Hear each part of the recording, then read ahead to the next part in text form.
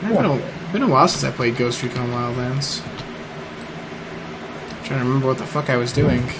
All those games, I'm just like, I'm not touching anymore. Those new sandbox, open world. Yeah, I mean, typically I'd quick to avoid it too, but it's just like, I don't know. This one kind of caught my attention. I got really hopeful of it, but it's just like, if anything bears the name of Tom Clancy's now. Ubisoft in general has been like, supposedly Far Cry 5, they try to do some new things, try to change it up a bit. But like, that's the thing about gaming industry now, is they're so afraid to try new things. They're afraid, like, because like, there's plenty of, I'm pretty sure there's plenty of developers. I mean, if you just look at the indie market, plenty of developers that come up with this fresh new idea, but they're like, oh, we're not gonna miss that. No. All right. No. Well, because it comes down to the publishing company. I mean, again, like, whenever we have these conversations, I always tend to side with the devs because, again, they're artists. I mean, some people you can legitimately say their artistic view is compromised, but a lot of the times it comes down to the publisher. Like, hey, we want this way, we want it that way. I mean, for a really good example of that is when id Software first came out with Doom. They were originally going to make an Aliens game, but when they realized that if they sided with 20th Century Fox, they were going to lose over 80% of their creative say on what they made, they decided to stick with their own thing, and that's when John Carmack suggested that they just have them killing demons as opposed to aliens. Really? Yeah. It is like, Doom had not a troubled development history, but a really interesting one.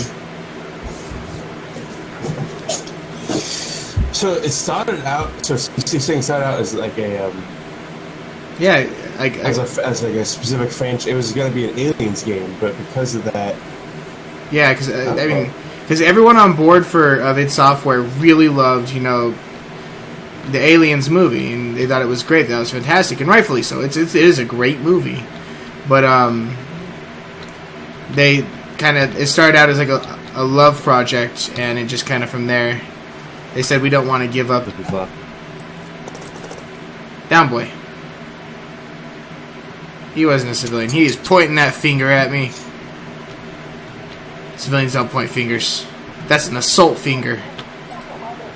See what I did there, Pudgy?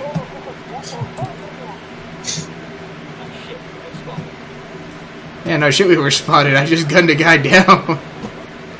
Aw, their turret's missing. Or is it a mortar system?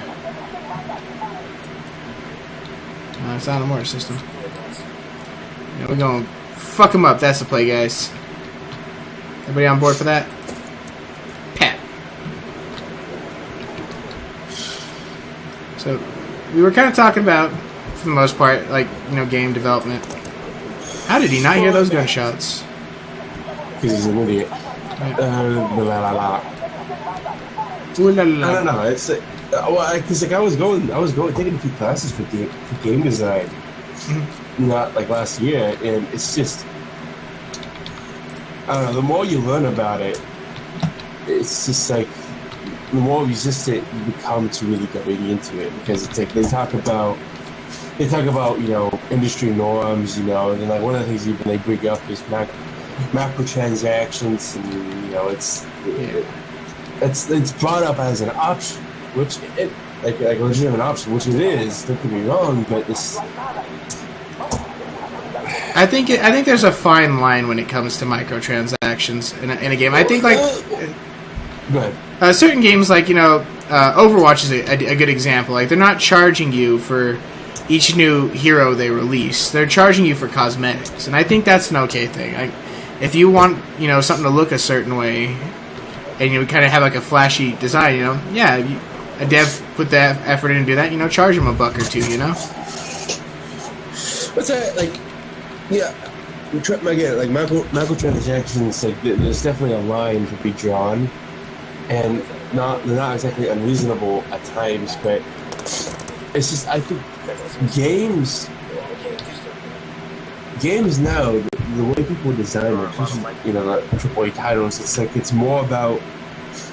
it's more about, what does the chart say? Hitting that certain niche. Like, Ubisoft's been pumping out the same kind of open world sandbox game when it comes to Far Cry, Wildlands, Assassin's Creed. They've been they figured out, like, for some reason they're like, this is our niche, so we're gonna try to monopolize on it, and it's just getting boring and tiring, and like, and then you have games where, like, for example, the whole battle royale thing.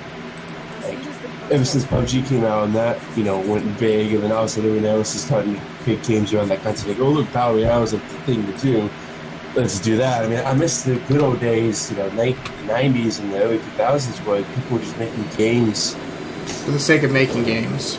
We're making games, and like, throwing all these unique new ideas out there. I mean, again, some of the best experience I have now playing games is when I was younger. Like, when they would make these games that are just like, they would try to do something with it, or just something unique. They were just unique.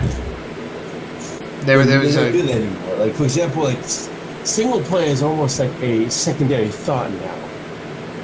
Oh yeah, where originally that was what it was meant to be, and that's actually something that kind of breaks my heart a lot as well. Simply because, single players, to me, like, one of the big points of any video game is the adventure, the story. Ooh. That one hit you hard, huh? Yeah. Poor little guy. It's like a bird's molly took right out of the bottle. Yeah, I mean, you're not watering it down. There's nothing to dilute it, so. Well, I drink it straight anyway, so, I mean, for some reason, for me, a bird's molly took it out of the bottle. I think it's just a way, like, it's a Hendrix bottle, so it's kind of like a straight hole. There's nothing really unique or special about it. I don't know. Anyways, continue what you're saying. Anyway, yeah, so essentially it's like, with single player becoming such a secondary thought with games nowadays, it's really kind of sad because, like, a lot of games, I mean, you really, to me anyways, a game gets a lot of what its play value through the adventure it delivers to you. You being able to sit down and live a story, something you wouldn't be able to do in your normal everyday life. Mm-hmm. Whereas, like, devs kind of just see it now as, like, multiplayer is the mainstream. Everyone wants to be really competitive, and I mean, to those who do, I mean, more kudos to you. I'm not knocking you, but there's those of us who the multiplayer is a casual thing. It's just added on there to expand the life of the game to tide us over till we get the next installment, the next portion of the story, and that's kind of like, it's something that's scaring me at the franchise, where we start seeing that taking a back seat. A damn good indicator of this is, let's look at the debacle with, Konami and Hideo Kojima. I mean, the man developed some fantastic single-player games, Metal Gear being, regarded by most as a masterpiece. And, I'm not going to, not really wasn't always my cup of tea. I usually preferred Splinter Cell to it, but that's not to say it's bad. Quite the opposite. It is a really good game. It's just a very complicated game. A very involved game. And if we see Konami, dumping Hideo Kojima the way they did, and then shortly coming out with this new bastardized Metal Gear, which, its prime focus seems to be, on the multiplayer. So, I mean, it's just kind of really disturbing to me that we're seeing the, that trend, because I think, honestly, a multiplayer game, while it does have a pretty good shelf life, it's not a permanent shelf life. It will eventually lose its fame, lose its player base, and then the game is done. Whereas a single player game, people go back for the story, they go back to replay it. It has a longer shelf life.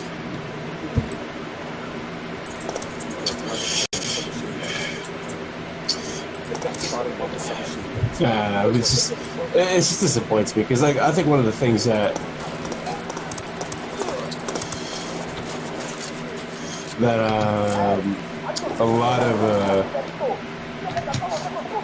a lot of people, like, forget is the point of multiplayer wasn't really to be the prime focus of a game, Well, it wasn't meant to be a how can I say it? Like, the focus of multiplayer was a play among friends. I mean, because it's online was like it was not exactly brand new thing, and it kind of happened rather late, or like midway in the development of games.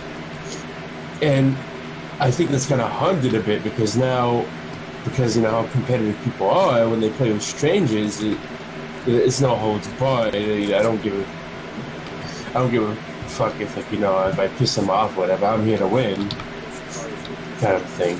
Yeah, it adds that level of competitiveness almost to a point that, you know, the game doesn't really become fun anymore. It takes the fun out of being competitive because you play like friends. I mean, there's an understanding that we're just doing this kind of fun, but the second you do, which I think most gamers have that mentality going in when they play any game, but because of that element of, you know, not knowing the people you're playing with, you know, not seeing their face, it turns into this how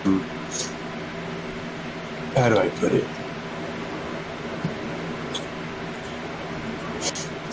It just turns into this shit show about, you know, people doing like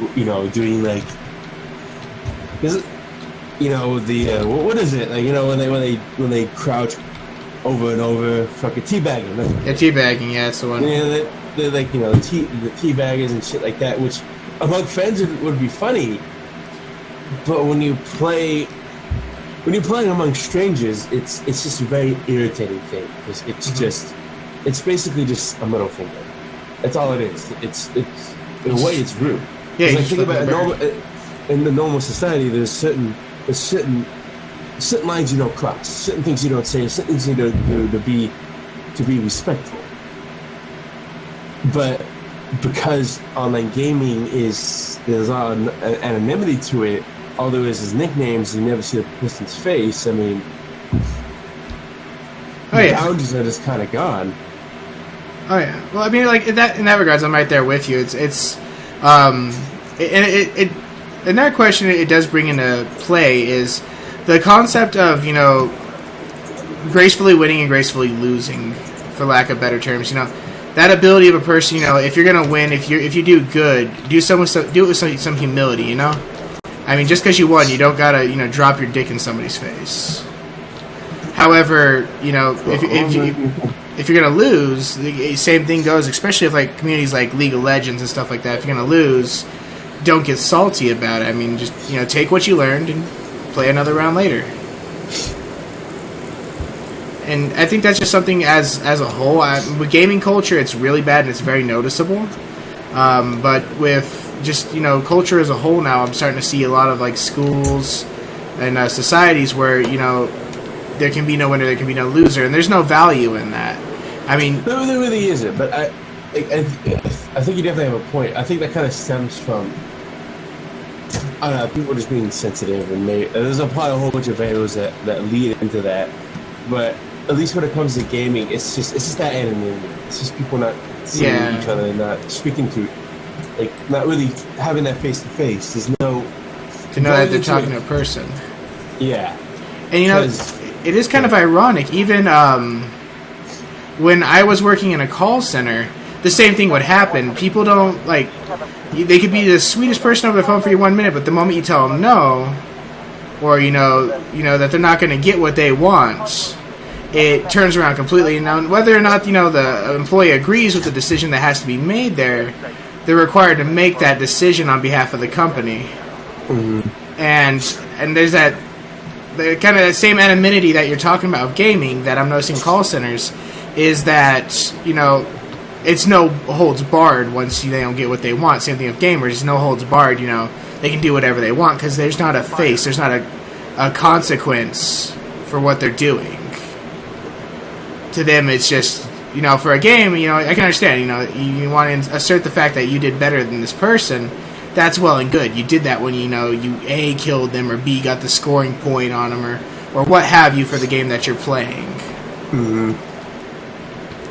And well, like, there really is now kind of like punishment, because in a social environment, when you interact with people, if somebody does something, you know, disrespectful or just unacceptable, is that element of of people going, "Hey, what the fuck you doing?" That's like, you're being an ass, or like, you know, that shunning thing. It's just like, dude, stop. Yeah. In gaming, it's like I think it's definitely there, but it's not as effective because you can't stop them from playing the game just by saying things. Because when people go into a game, it's a competitive environment. The point isn't to interact. The point is to win. So it doesn't matter whether or not people think you're an ass. What matters to that usually to most of those individuals who play is whether they win. I mean, and like some games like League of Legends with the whole tribunal thing, they try to fix some of this toxicity and shit like that, but it's not something you can really fix. It's just honestly at this point, I think it's just a side effect of games in general. Yeah, it's the nature of it nowadays, and that's something that is to me sad. That a game by its very nature, and this is something I've always put. Everyone says it's just a game. I mean, there's some validity to that statement. I think it is just a game, and when people try to turn it into something that's that it's more than a game, that it's like this competition where you're going to get into a professional ring or something like that's the thought process you're in. I mean, most games, to counteract this, as far as I know, have offered the ranked option. They give you an option for ranked mode. You can play against players competitively, for kind of a chance to make your name on the community. And that's not necessarily a bad thing. I mean, that is a good thing for those people. It's just when that expands over to the casual players, the folks who are just there, to play a game. Keyword, a game. Mm-hmm. And then that expands that, you got people, calling, so-and-so a noob, so-and-so sucks dick, uninstall noob, shit like that. It's like, there's a fine line between trash talking in a game, then there's harassing somebody in a game. And that's where I draw the line there. Again, it's like,